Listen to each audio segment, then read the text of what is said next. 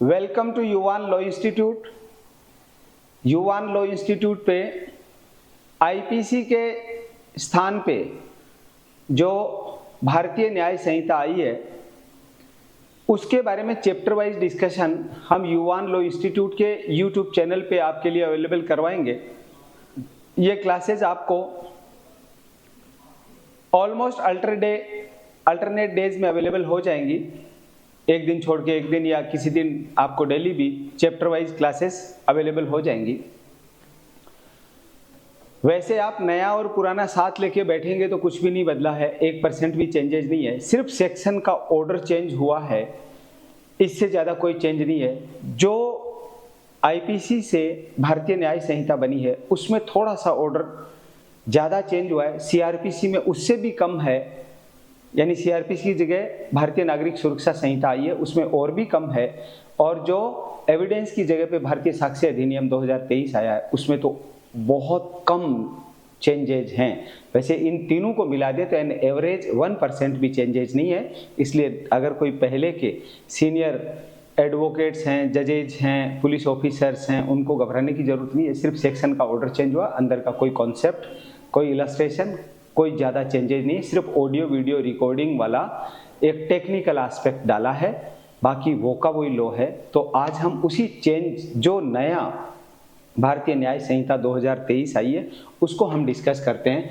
तो इसका नेम जैसा सेक्शन 1 में है, short title commencement and application, short title commencement and application, तो इसका नेम है द भारतीय न्याय संहिता 2023, भारतीय न्याय संहिता 2023, एक्ट नंबर 45। संयोगवश जो आईपीसी थी वो भी एक्ट नंबर 45 था, 1860 की थी वो, और ये 2023 का, ये अपने को ध्यान में रखना है क्योंकि अब कई सारे एग्जाम में एक्ट नंबर भी पूछने लगे हैं।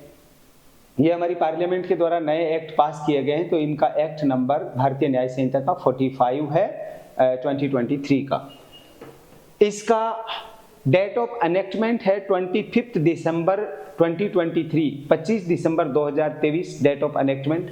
डेट ऑफ गजट नोटिफिकेशन है तीनों लॉ का, आईपीसी, सीआरपीसी एविडेंस की जगह भारतीय न्याय संहिता, भारतीय नागरिक सुरक्षा संहिता और साक्ष्य अधिनियम, इन तीनों के लिए तीनों डेट सेम है। इन तीनों की ही डेट ऑफ एनेक्टमेंट 25 दिसंबर 2025 है, 25 दिसंबर 2023 डेट ऑफ एनेक्टमेंट ये है।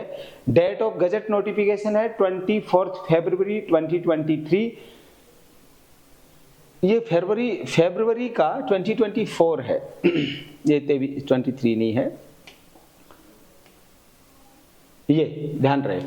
24 फरवरी 2024 तीनों का ही भारतीय न्याय संहिता, भारतीय नागरिक सुरक्षा संहिता और साक्ष्य अधिनियम का डेट ऑफ गजट नोटिफिकेशन है 24 फरवरी 2024, 24 फरवरी 2024, और डेट ऑफ एनफोर्समेंट तीनों का ही भारतीय न्याय संहिता, भारतीय नागरिक सुरक्षा संहिता और भारतीय साक्ष्य अधिनियम का डेट ऑफ एनफोर्समेंट है 1 जुलाई 2024। 1 जुलाई हमारे देश में एकेडमिक सेशन स्टार्ट होता है 1 जुलाई को, बाकी और देशों में भी होता होगा लेकिन अपने यहाँ पे 1 जुलाई से हम न्यू एकेडमिक सेशन को मानते हैं। तो ऐसे इसको ऐसे लिंक करके याद कर सकते हैं कि 1 जुलाई 2024 को ये भारतीय न्याय संहिता, नागरिक सुरक्षा संहिता और साक्ष्य अधिनियम लागू हुए हैं।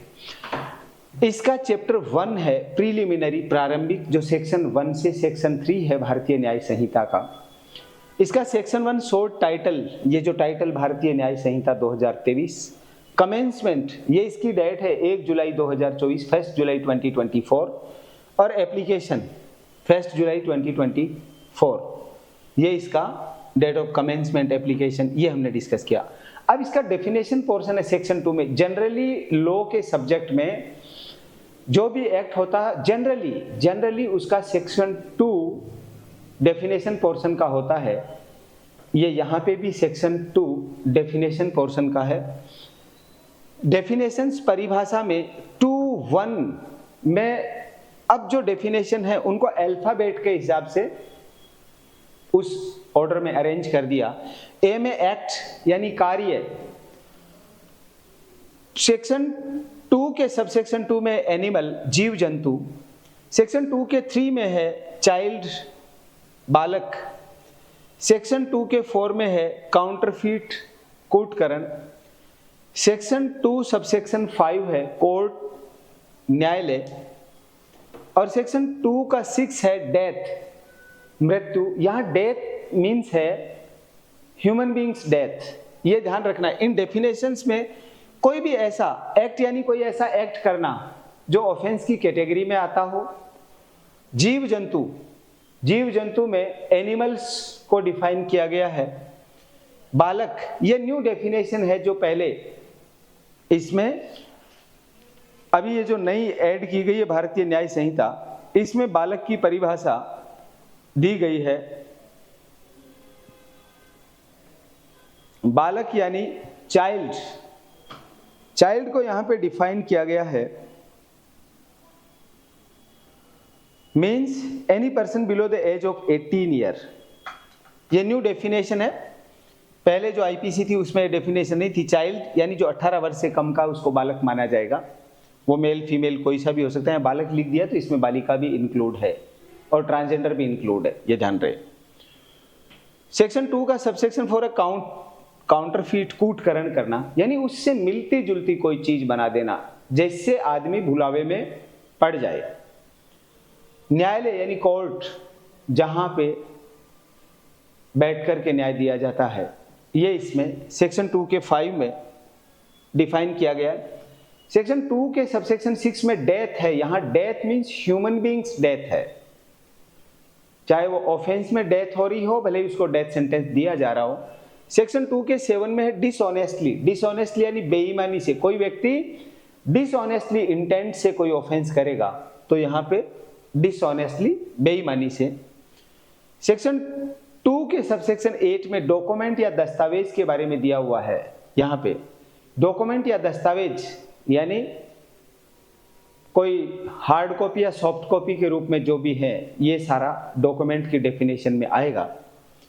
और सेक्शन 2 के सबसेक्शन 9 में फ्रॉडुलेंटली, कपट पूर्वक, जैसे इंडियन कॉन्ट्रैक्ट एक्ट के सेक्शन 17 में फ्रॉड को डिफाइन किया गया है, ऐसे फ्रॉडुलेंट इंटेंट से जो एक्ट किया जाएगा, दैट इज कॉल्ड फ्रॉडुलेंटली। वहां उधर इंडियन कॉन्ट्रैक्ट एक्ट का सेक्शन 17 धारा 17, उसमें डेरी वर्सेस पीक वाला केस भी हम पढ़ते हैं। यहाँ फ्रॉडुलेंट इंटेंट से जो भी एक्ट किया जाएगा उसको यहाँ फ्रॉडुलेंटली, क्योंकि हम डेफिनेशन पोर्शन को डिस्कस कर रहे हैं। जेंडर में मैन, वुमेन और ट्रांसजेंडर, ये सारा इंक्लूड है। सेक्शन 2 का सबसेक्शन 10 यहाँ जेंडर को डिफाइन करता है। जेंडर मीन्स ही में सी और सी में ही इंक्लूड है, और इसमें ट्रांसजेंडर का भी इसमें इंक्लूड कर दिया कि 2019 का जो एक्ट है, the transgender person protection of right act 2019, उभयलिंगी व्यक्ति अधिकारों का संरक्षण अधिनियम 2019 से, यानी इस जेंडर में।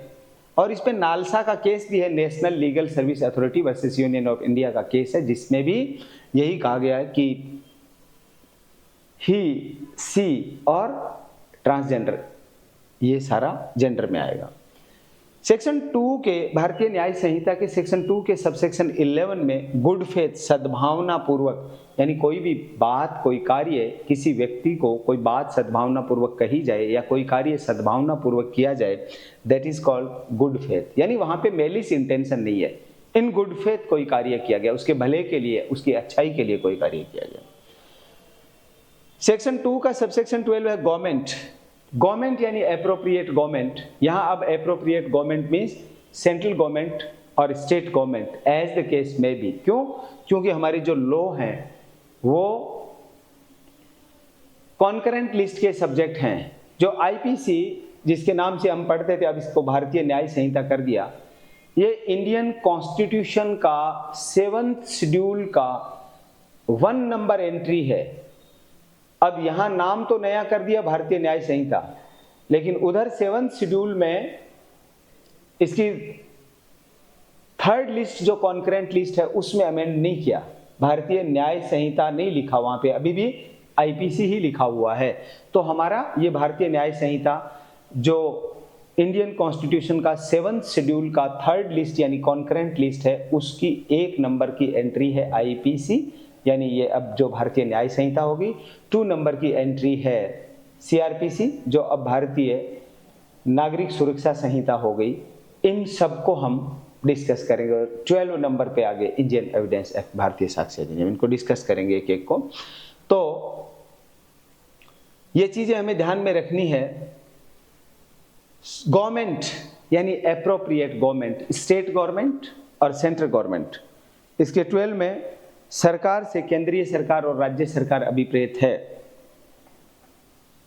उसके बाद में सेक्शन 2 का सबसेक्शन 13 है हार्बर। हार्बर यानी संश्रय देना, कोई भी पर्सन हो उसको खाने पीने की कोई चीज देना, जानते हुए कि वो अपराध करके आया है, या कोई डेजर्टर है, भगोड़ा है, फौज का भगोड़ा है, जेल से भाग करके आया है, सजा याफ्ता था, जेल से भाग गया, ऐसे पर्सन को जानते हुए उसको रहने के लिए, खाने के लिए, भाग जाए उसके लिए means of convenience, food, drink, जो भी उसकी हेल्प की जाएगी, ये जानते हुए कि वो ऑफेंडर है, अपराधी है, वो डेजर्टर है, वो भगोड़ा है, उसकी हेल्प करेंगे तो हार्बर संश्रय में आ जाएगा सेक्शन 2 के सबसेक्शन 13 में। इस पे Nalini versus state of Tamil Nadu का केस, जो राजीव गांधी मर्डर केस के नाम से जाना जाता है, वो भी यहाँ डेजर्टर में, इसमें हार्बर में आ जाएगा। ऐसा डेजर्टर जिसको संश्रय दिया जाता है, दैट इज कॉल्ड हार्बर संश्रय। सेक्शन 2 का सबसेक्शन 14 है injury. Injury 4 type of injury है, बॉडी, माइंड, रेपुटेशन और प्रॉपर्टी। वापिस से ध्यान से सुन लीजिएगा। इंजरी में हम सामान्यतः इंजरी समझते हैं जैसे कोई बोन की इंजरी हो जाए, ऐसा। यहाँ पे भारतीय न्याय संहिता में इंजरी यानी 4 टाइप ऑफ इंजरी है, बॉडी, माइंड, रेपुटेशन और प्रॉपर्टी। ऐसा कर दो, बॉडी और प्रॉपर्टी, माइंड और रेपुटेशन, ऐसा कोई इंजरी करेगा सेक्शन 2 के 14 में आ जाएगा। सेक्शन 215 में illegal and legally bound to do, अवैध और करने के लिए, अवैध और वैध करने के लिए लीगली रूप से आबद्ध है, ऐसा कोई व्यक्ति है। Illegal and legally bound to do, अवैध और करने के लिए वैध रूप से आबद्ध है, लीगली बाउंड टू डू, ऐसा कोई व्यक्ति है जो ऐसा कार्य करने के लिए वैध रूप से अपने आप को आबद्ध मानता हो। या तो इलीगल कर रहा है या कर तो लीगल रहा है, लेकिन वो अपने आप को legally bound to do, illegal कर रहा है लेकिन उसको लगता है कि वो लीगली बाउंड टू डू है, वो कार्य करने के लिए बाध्य है, जबकि वो बाध्य नहीं, ऐसा उसको लगता है, गलतफहमी है उसकी, वहां पे मिस्टेक ऑफ फैक्ट ऐसा मान लिया जाए। तो ये एक प्रकार से लीगली और लीगली बाउंड टू डू, यानी इलीगली, अवैध और लीगली बाउंड टू डू, ये इसमें 2 के 15 में डिफाइन किया गया। 2 के 16 में जज जो कोर्ट में बैठ के उस मामले पे अपना जजमेंट दे, अगर उसकी अपील ना हो तो वो फाइनल हो जाए, ऐसा पर्सन जज कहलाएगा, न्यायाधीश कहलाएगा। भारतीय न्याय संहिता के सेक्शन 2 के 17 में है लाइफ यानी जीवन। यहाँ लाइफ से भी human beings, life means human beings में 3 आ जाएंगे, मेल, फीमेल और ट्रांसजेंडर, इनके जीवन से मतलब है। यहाँ जीव जंतु, एनिमल्स की लाइफ से नहीं है, life means human beings life. Section 2 का सबसेक्शन 18 है लोकल लॉज, स्थानीय विधि। उस पर्टिकुलर जगह पे कोई ऐसा लॉ हो जो उस एरिया में चलते हो, जैसे मिताक्षरा है, दाय भाग है, या नाता प्रथा है, ऐसे कोई पर्टिकुलर एरिया में चलने वाला कोई लॉ हो, that is called local laws.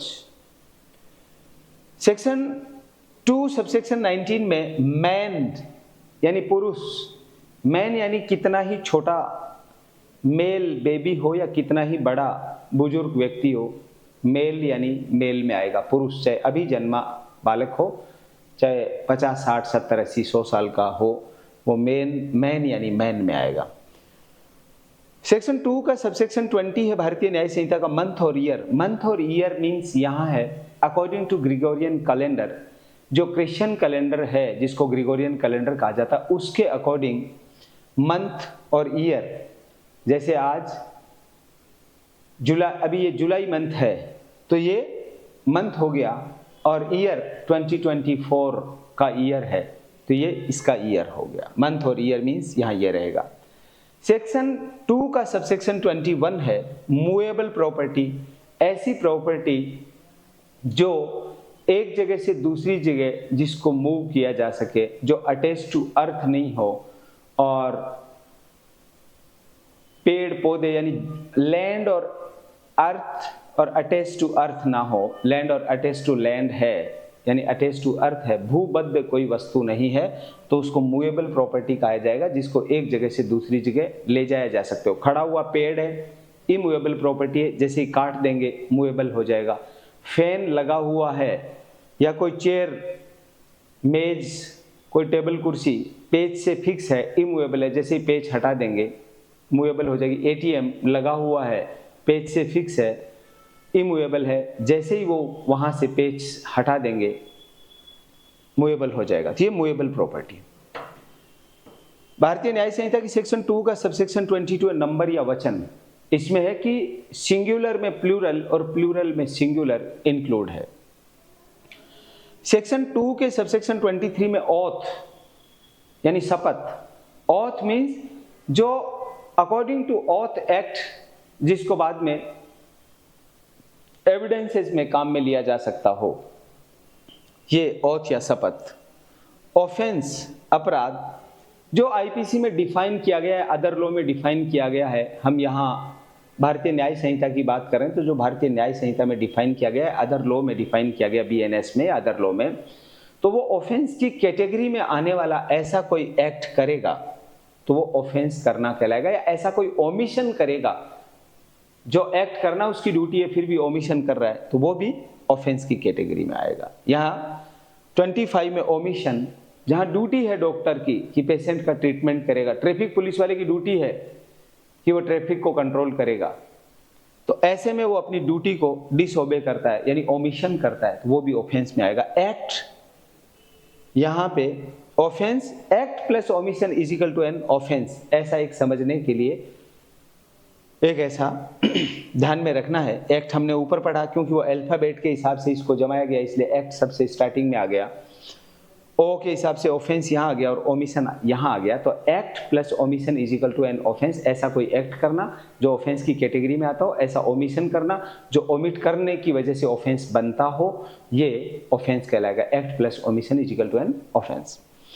Person, person में, व्यक्ति में, सेक्शन 2 सबसेक्शन 26 में पर्सन यानी व्यक्ति, सिंगुलर में प्लूरल, प्लूरल में सिंगुलर इंक्लूड है। एक वचन में बहुवचन और बहुवचन में एक वचन इंक्लूड है।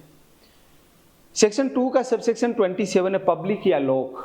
पब्लिक या लोक में है जो एक से ज्यादा लोग हों, मोर देन 1 पर्सन, ये पब्लिक या लोक में आ जाएगा।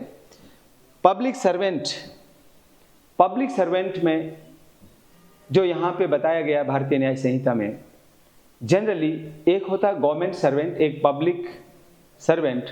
गवर्नमेंट सर्वेंट में सारी कैटेगरी आ जाएगी, यहाँ पे भी आने को कैटेगरी सारी आ जाएंगी, लेकिन जैसा इसमें बताया जनरली ऑफिसर कैटेगरी, आर्मी का कमीशन्ड ऑफिसर है या ऐसे, तो ये पब्लिक सर्वेंट मोस्ट इंपॉर्टेंट है एग्जामिनेशन पॉइंट ऑफ व्यू से।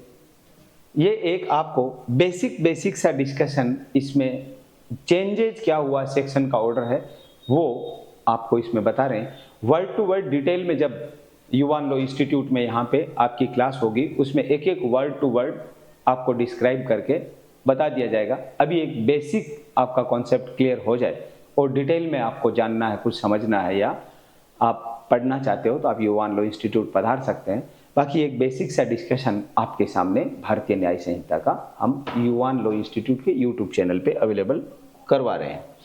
सेक्शन 2 के सबसेक्शन 29 का रीजन टू बिलीव, विश्वास करने का कारण। रीजन टू बिलीव कैसे? ऐसी कोई बात हो जिसके झूठे होने का कोई कारण नहीं बनता हो। जैसे महाभारत में धर्मराज युधिष्ठिर झूठ नहीं बोलेंगे, उनकी कही बात क्या है? रीजन टू बिलीव है। अब उन्होंने कह दिया अश्वत्थामा मारे गए, द्रोणाचार्य को लगा, जैसे ही उन्होंने आगे कहा कि मनुष्य थे या हाथी मुझे नहीं मालूम, इतने में भगवान कृष्ण जी ने शंख बजा दिया।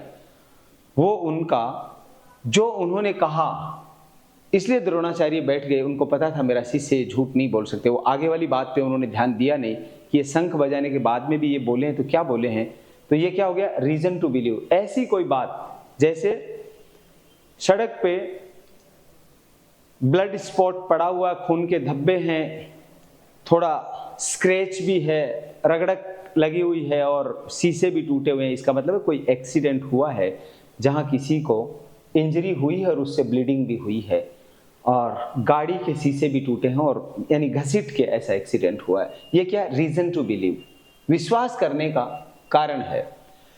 भारतीय न्याय संहिता की सेक्शन 2 का सबसेक्शन 30 है स्पेशल लॉ, विशेष विधि। हमारी भारतीय न्याय संहिता ये जनरल लॉ है। जुडिशरी में आरजेएस, एपीओ, जेएलओ, इसमें जो मेजर एक्ट हैं, मेजर एक्ट कौन कौन से हैं हमारे,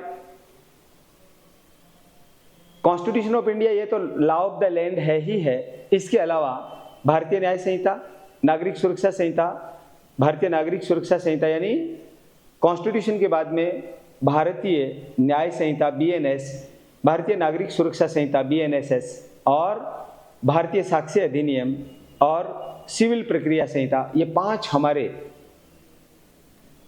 कॉन्स्टिट्यूशन को छोड़ दें तो ये 4 हमारे, और इंक्लूडिंग कॉन्स्टिट्यूशन ये 5 हमारे जनरल लॉ हैं। इसके अलावा जो माइनर, जितने भी जिनको माइनर एक्ट कहते हैं, वो सारे स्पेशल लॉ हैं, जैसे army, navy, air force, SC ST का act, excise act, public examination, prevention of unfair means act, ये सारे एससी एसटी एक्ट, ये सारे के सारे क्या हैं, स्पेशल लॉज।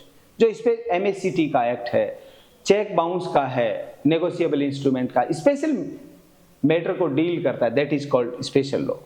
सेक्शन 2 के सबसेक्शन 31 में है वैल्यूएबल सिक्योरिटी, मूल्यवान प्रतिभूति। ऐसा कोई वस्तु जिस पे लिख दिया गया मूल्यवान प्रतिभूति, यानी किसी के नाम विल कर दी गई हो, गिफ्ट डीड कर दिया हो, सेल डीड हो गया हो, या कोई चेक पे अमाउंट भर के दे दिया हो, that is called valuable security, मूल्यवान प्रतिभूति। भारतीय न्याय संहिता की सेक्शन 2 का सबसेक्शन 32 है वेसल, जलयान। वेसल या जलयान मीन्स है जो पानी पे चलने वाले जहाज हों, जिनसे सामान एक जगह से दूसरी जगह लाया जा सकता हो, यात्रियों के आने जाने के काम में आते हो, दैट इज कॉल्ड वेसल यानी जलयान। भारतीय न्याय संहिता का सेक्शन 2 का सबसेक्शन 33 है वॉलंटरीली, स्वेच्छा। स्वेच्छा यानी कोई व्यक्ति अपनी इच्छा से कोई कार्य कर रहा है, जानबूझ करके, उसके परिणाम का उसको मालूम है, जिसको कहते हैं पूर्ण होशो हवास में ऐसा कार्य कर रहा है, दैट इज कॉल्ड स्वेच्छा से, वॉलंटरीली। सेक्शन 2 का सबसेक्शन 34 विल, विल यानी वसीयत। कोई व्यक्ति है जिसने अपनी सेल्फ एक्वायर प्रॉपर्टी को, सेल्फ अर्न प्रॉपर्टी को अपनी लाइफ में किसी के नाम विल करता है, उसके बाद उसकी डेथ हो जाती है, वो विल एग्जीक्यूट हो जाएगी। लेकिन कोई व्यक्ति है जिसने एक बार ए के नाम विल किया, एक बार दूसरे के नाम बी के नाम विल किया, एक बार तीसरे के नाम सी के नाम विल किया, फिर चौथे के डी के नाम विल किया, और उसके बाद डेथ हो गई, तो लास्ट वाली जो विल है वो एग्जीक्यूट करेगी। ये है सेक्शन 2 का सबसेक्शन 34 विल या वसीयत। सेक्शन 235 में वुमेन यानी महिला। वुमेन मीन्स कितनी भी छोटी बेबी हो, जस्ट बॉर्न बेबी से लेके कितनी भी बड़ी उम्र हो, 50, 60, 70, 80, 90, 100, कोई भी वर्ष की महिला वुमेन की कैटेगरी में आएगा। रॉन्गफुली गेन, सेक्शन 2 के सबसेक्शन 36 में रॉन्गफुली गेन यानी सैदोष अभिलाभ। कोई व्यक्ति कोई बेनिफिट गेन करने के लिए वो लीगली एंटाइटल नहीं है, जैसे साइबर क्राइम करके किसी को ओटीपी पूछा और उसके खाते से पैसे निकाल लिए, या कोई चीज चुरा ली, ये सारा का सारा क्या है, रॉन्गफुल गेन। जिसकी ये चीज चली गई वो हो गया रॉन्गफुल लॉस, उसको वैसा नुकसान नहीं होना चाहिए था जो साइबर क्राइम की वजह से, थेफ्ट की वजह से हो गया, वो रॉन्गफुल लॉस। और ऐसा हुआ है वो गेनिंग रॉन्गफुली और लूजिंग रॉन्गफुली, ऐसा किया जाना गेनिंग रॉन्गफुली, और ऐसा जिनके साथ हुआ है लूजिंग रॉन्गफुली, ये कहलाता है। और सेक्शन 2 के 39 में कहा गया है कि ये जो सेक्शन 2 भारतीय न्याय संहिता के सेक्शन 2 के सबसेक्शन 1 से लेकर के 38 तक में जो डिफाइन किया गया है, इसमें जो डेफिनेशन पोर्शन में नहीं है, उन शब्दों और पदों के जो इसमें प्रयुक्त हैं इस संहिता में परिभाषित नहीं है, लेकिन आईटी एक्ट और बीएनएसएस भारतीय नागरिक सुरक्षा संहिता में परिभाषित हैं। आईटी एक्ट और भारतीय नागरिक सुरक्षा संहिता में परिभाषित हैं। आईटी एक्ट 2000 का और भारतीय नागरिक सुरक्षा संहिता 2023 का इनमें डिफाइन है, उनका भी वही मीनिंग माना जाएगा जो यहाँ आईपीसी में दिया हुआ है। ये हो गया आईपीसी का सेक्शन 2।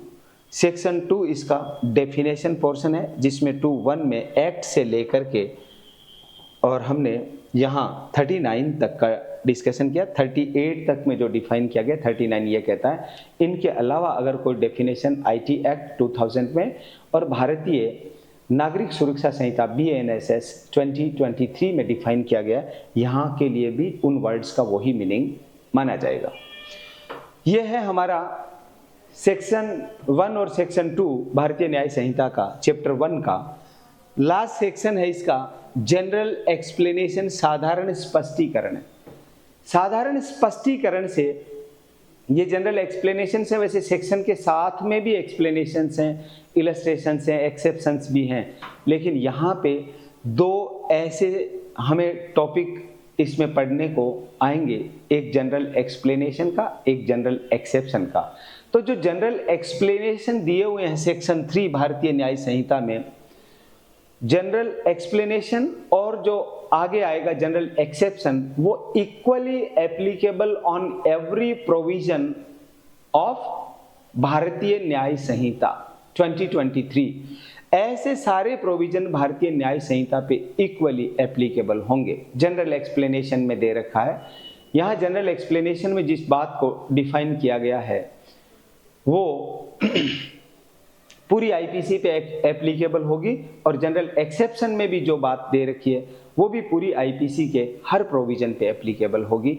ये हमारा भारतीय न्याय संहिता 2023 का जो चैप्टर 1 है, इसका भारतीय न्याय संहिता के चैप्टर 1 का फ्रॉम सेक्शन 1 टू सेक्शन 3 ये हमारा डिस्कशन है। इससे आगे का चैप्टर 2 फ्रॉम सेक्शन 4 और इससे आगे का डिस्कशन नेक्स्ट वीडियो में आपको देखने को मिलेगा। युवान लॉ इंस्टीट्यूट पे हमने आपको ये भारतीय न्याय संहिता का जो डिस्कशन है चैप्टर वाइज अल्टरनेट डेज पे प्रोवाइड करवाने का डिसाइड किया है। इन पे और डिटेल में आप कोई बात जानना चाहते हैं तो, और कोई बात आप इसके बारे में गाइडेंस चाहते हैं, या पूरा भारतीय न्याय संहिता को और भी डिटेल में आप पढ़ना चाहते हैं, तो आप युवान लॉ इंस्टीट्यूट पधार सकते हैं। हमारा कॉलिंग और व्हाट्सएप नंबर है 8306969794। 8306969794 पे आप कॉल करके या व्हाट्सएप करके कांटेक्ट कर सकते हैं। नमस्कार।